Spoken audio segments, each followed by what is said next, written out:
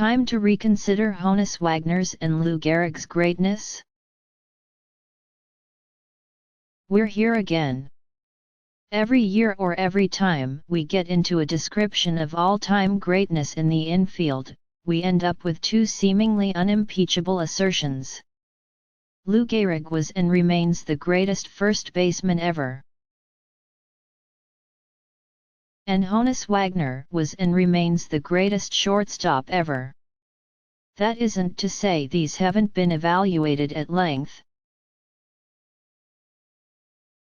Even if you can look past the legend of the Iron Horse, the games played streak, the martyrdom of his tragic death and the luckiest man alive speech, or the stable counterpoint he provided to the equally legendary Babe Ruth during the first half of his career, it's just flat-out hard to top Gehrig's statistical legacy.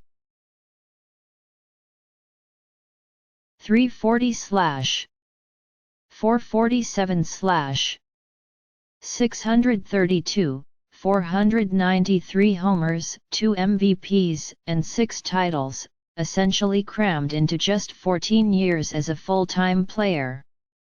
Similarly, Wagner is especially problematic as targets go. If not for Bill James writing about Wagner over the years, he might be more famous for the value of his baseball card than the value of his performance. That might still be true. So when you have one of the co-founders of Sabermetrics basically say 30 years ago, conversation over, well, that's good enough for most people. It's tough to be you, Cal Ripken, Ozzie Smith or Derek Jeter.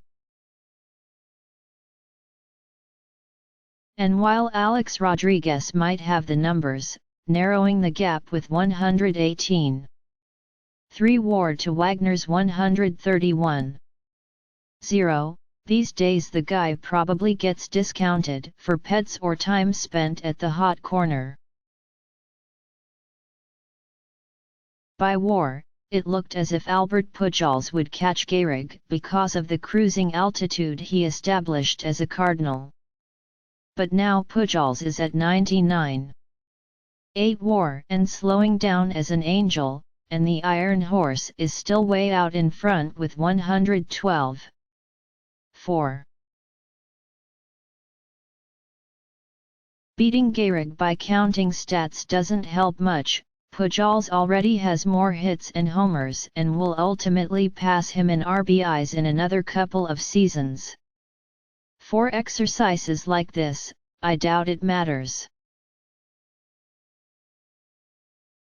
The numbers that support Wagner and Gehrig deserve deeper consideration if we're really going to try to be fair to the present.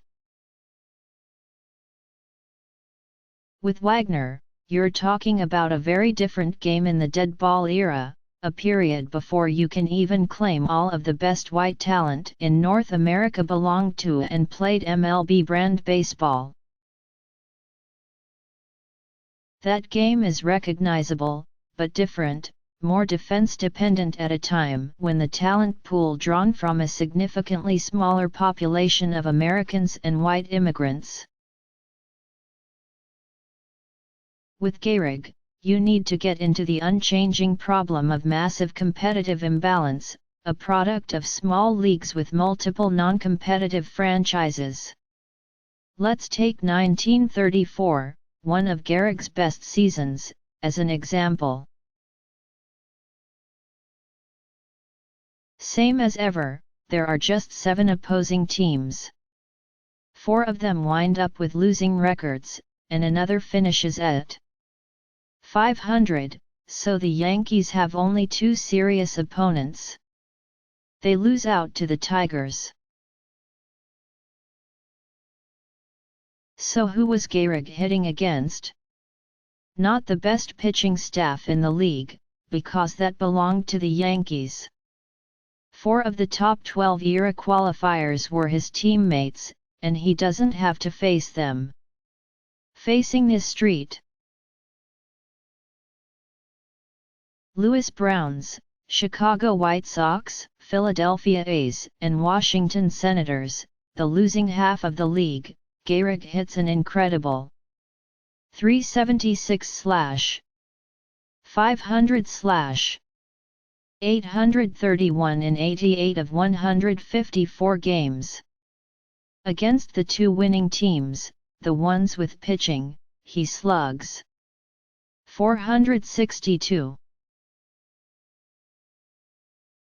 That's the 30s for you in a nutshell, a statistical slaughter with half the league populated by patsies and without African American and Latino players who were shut out because of their race.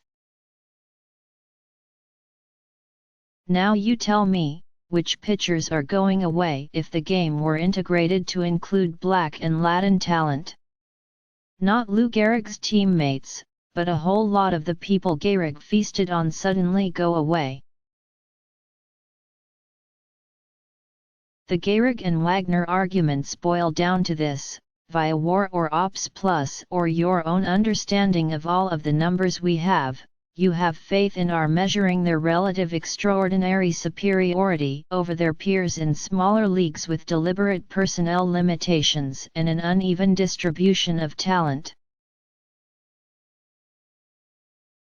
You can have that faith, and it relies on a lot of data for support, at the same time that you turn a blind eye to what's going on in the game that creates that data. Of course, you could make the same kind of case for Randy Bass in Japan if you wanted to. Or a professional softball player moonlighting in your beer league.